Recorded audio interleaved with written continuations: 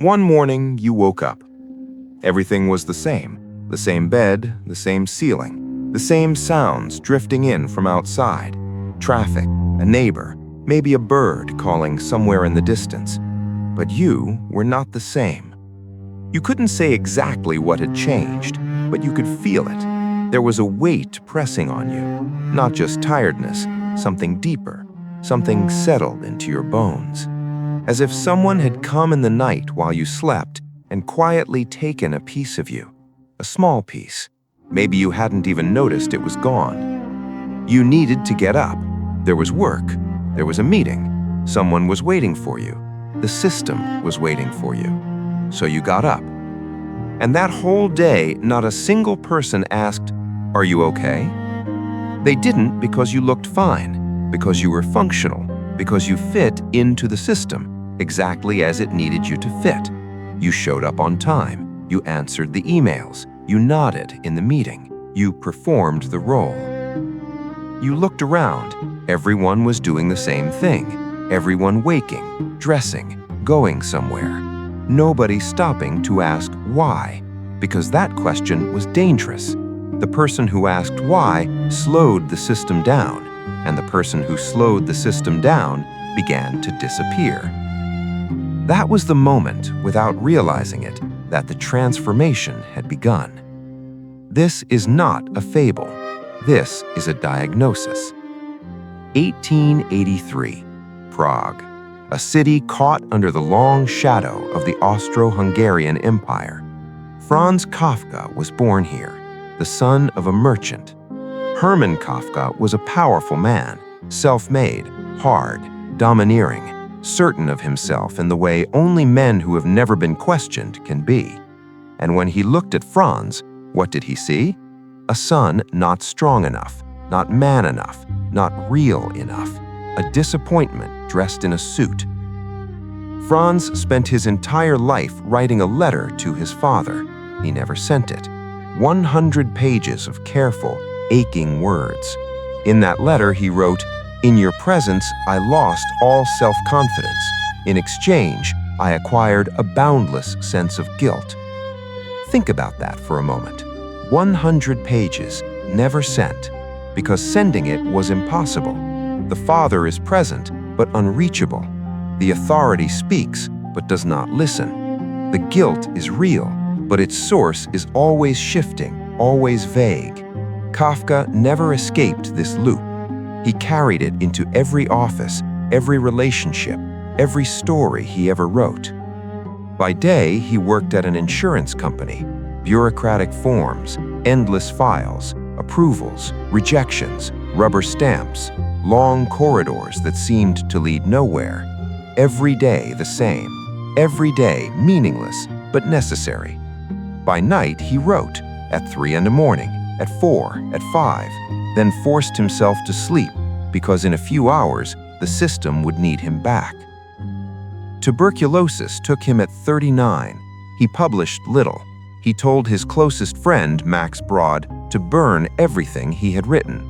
Brod did not burn them, and one of those unburned pages is this, the Metamorphosis. Published in 1915, Europe was burning, the First World War grinding through its second year. The Industrial Revolution had already turned human beings into components in a machine. The individual had shrunk before the institution, flattened, made invisible, made replaceable. The family had been quietly converted from a place of shelter into an economic unit. And Kafka saw all of this, but he wrote no manifesto, raised no battle cry. Instead, he asked a single devastating question. If you woke up one morning as an insect, would anyone truly be surprised? One morning, Gregor Samsa woke up to find himself transformed into a monstrous insect. Kafka does not tell us what kind of insect. He does not name the species. He does not clearly define its size or shape. This is not an oversight. It is a deliberate choice. Because the insect is not a metaphor. The insect is a reality. And you already feel this reality. You simply haven't given it a name yet. Do you know what Gregor's first thought is? not light, not freedom, not even shock. If I miss the train, I'll be fired. He has woken up as an insect, and the first thing moving through his mind is the train schedule.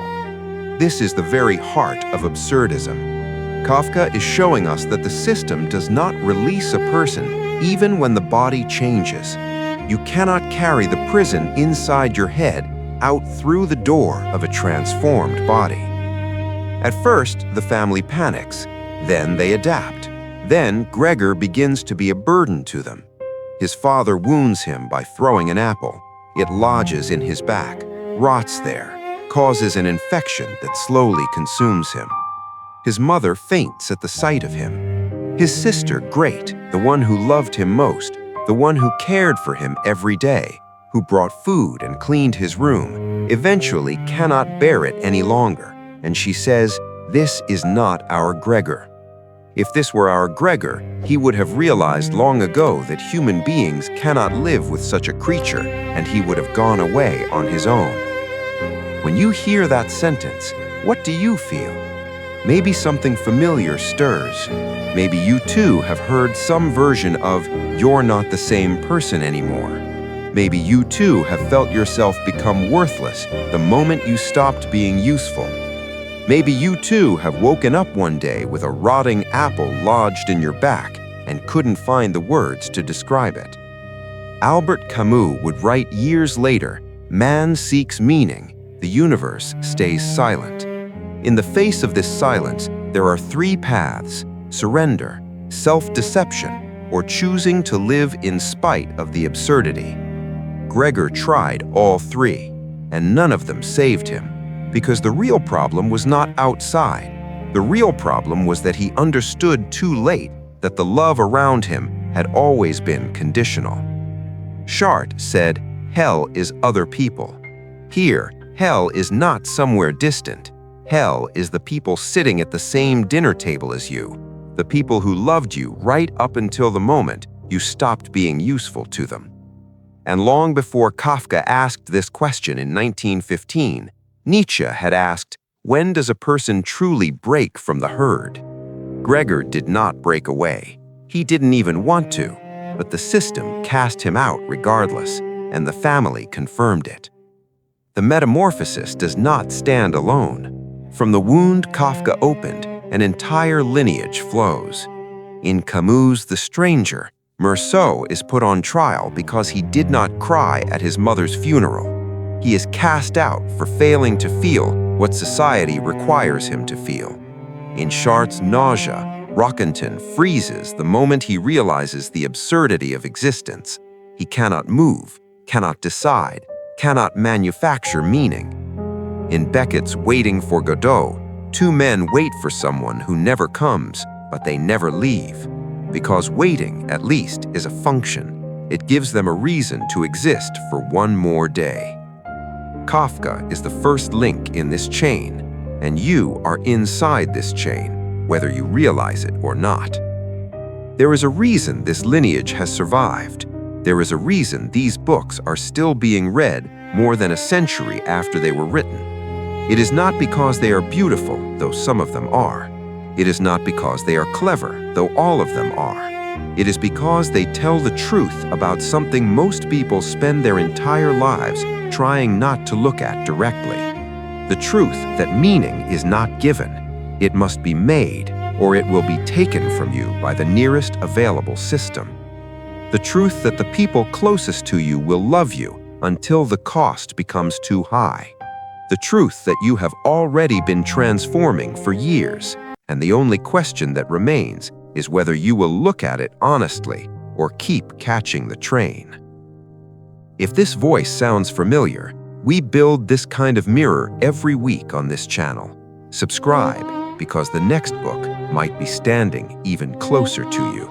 In 2026, there is no need for Gregor Samsa, because you are already transforming, slowly, quietly, without anyone around you seeming to notice. Every morning you wake up, the same cycle begins. You reach for your phone before you are fully awake, before your eyes have even focused. Messages, notifications, Expectations, they greet you before you have greeted yourself.